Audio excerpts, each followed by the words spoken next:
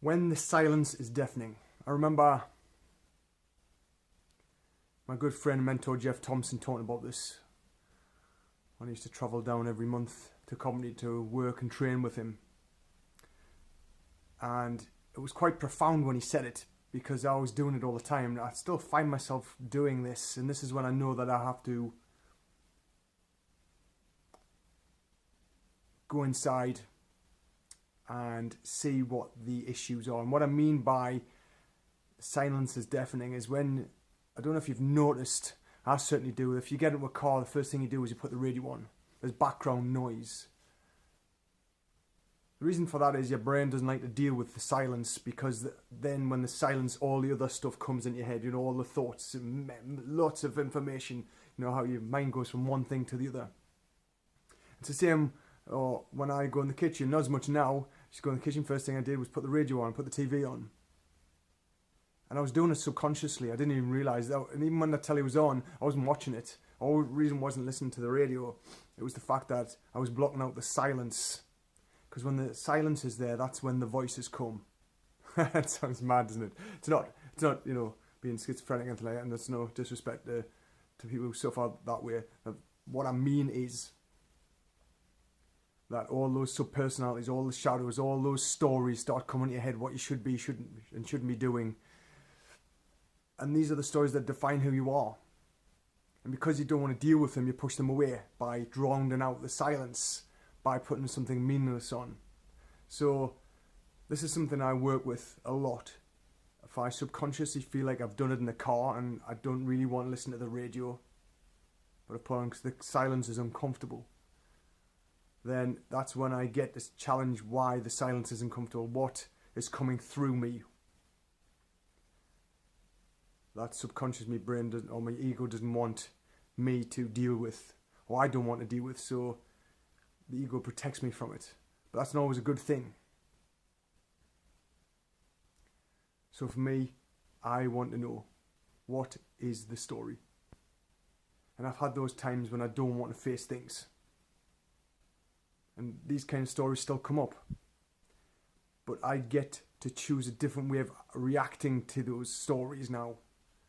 Instead of just buying into them or moving away or not dealing with them so they come back again and again and again. I get to challenge them. What is the story? Why does it keep coming back? Is it true? What I'm listening to? And quite often it's not, especially if it's not serving me. If I'm trying to subconsciously not think about it, then that's worth listening to and looking into. Otherwise it'll keep coming back and back. And sometimes these stories do, even if you do react and decide to do something differently than you have before, you still get tested. They still come back. And that's just mind's way of saying, are you sure we're doing it a different way? We're not doing it this way you've been doing for the last 30 years?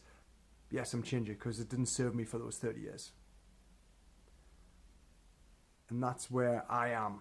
It's almost, you know, another facet of the lean warrior. The whole principle and methodology behind the lean warrior, where even my thoughts get ratified, they get removed if they don't serve me. And if they keep coming back, I'll keep removing them, but I'll be consciously aware of them.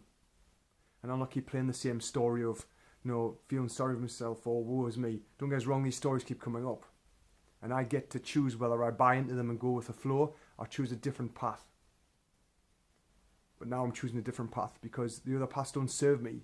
And looking back, whether it's the last 5 years or 15 years, I can see patterns in my life where I've almost walked past why I was meant to be here, and I've just tripped over it, looked at it, okay, and then forgotten, kept walking and doing the same thing, almost like Groundhog Day.